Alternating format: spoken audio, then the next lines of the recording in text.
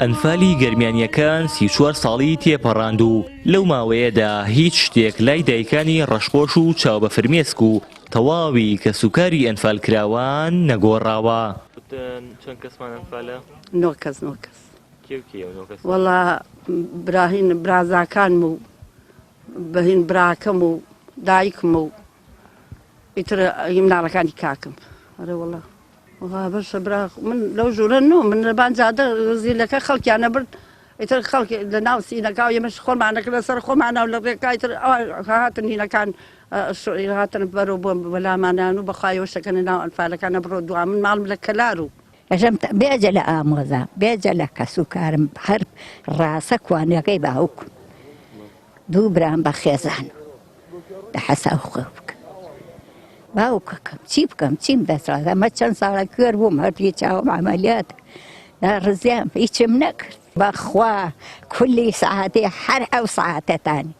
کولی ساعاتێ هەرچەند سەیرەکەم نەوتەکەی میلخاسم عیشەکە یەژی ئاوا چەخۆتێریتە ناو جەرگەکەمە ئەوە لە زەوی زارەکەی باوک من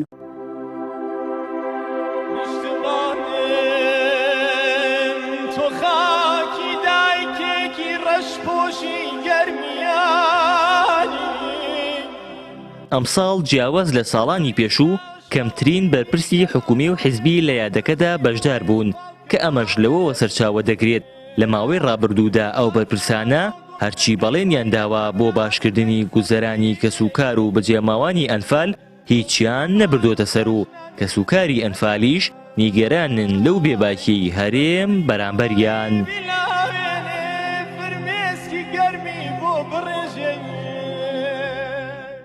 والله هەرێجی ئەیکەین و ئەشەو بیلات درۆ ناکەم سەرخانەی ئەنفالیان بۆمان کرد ئەوش خۆم پارەیان دا پێمان خۆمان کردمان و ئیتر هیچ وایەنە بۆمان نەکرد چیان بۆمان کردی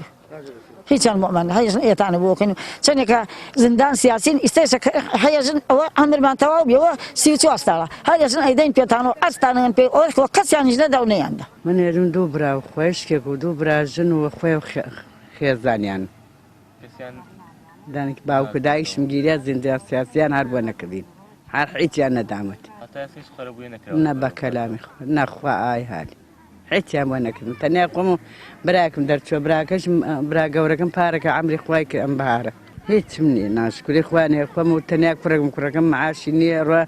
ڕۆژە تارە کرێکاریەکە بەخوا ئێستا پارشەوە ڕوە سعا 11 تێت و هیچی نی هیچ مانگەرێک نییە ئەوە نەمانەگەرەکە ئەم بزە شارانە بگرن وا برامانەوە شوێن ماڵ برامان پەچارڕانە شوێن ماڵ برامان شوێن سیارەیە سیارە پیاڕوە بەس مژە شارەکان بگرن هیچمان گەرەک نییە تاوانبارەکان بگرن هیچمان گەرەک نییە نەوەڵا ئەم معاشە نوێ من خۆم برام چوار ئەنفالەوە براژەکەمەوە 5 450 وەرەسەی نییە دوانترا بینێ بەشیەکەی ئیتر بۆ ئەنفال هیچ نەکریا خانەیە کریایە خانەکەش وەرەسە بەیەکی بڕێکی کەوتووە و وەڵی نەبووە پارەیە نەبووە خانە ئەشەوبیلا ئەم شارانە بگرن وەتاوان خۆیان بگەن و جزای خۆیان بگەن خەڵک دری ستاڕێژی. ئەنفال دڕندانەترین کردەوەی حزبی بەعز بوو دژ بە گەلی کورد و لە ساڵی 1970ەوە بە 8 خۆناغ ئەنجام درا و تێیدا زیاتر لە 182,000 قوربانی لێکەوتەوە. قۆناغی سێی ئەنفال کە گەورەترین قۆناغی کارەساتی ئەنفالە و بە ئەنفالی گەرمیان بەناوبانگە ناوچەکانی قادرکەرەم و ناوچەی داوێ و زەنگەنە و جافی گرتەوە لە 7 نیسانەوە کە یادی دامەزراندنی حزبی بەعسە تا 20 نیسانی پێچوو نزیکەی 80,000 کەس بێسەر و شوێن کران و 871 گوند و 6 ناوەندی ناحیە سووتێنران و لە گەڵ خاکدا یەکسان کران. هاوار محەممەد کەناڵی ئاسمانی پەیام مەزاری ئەنفالکراوان لە گوندی دێبنە.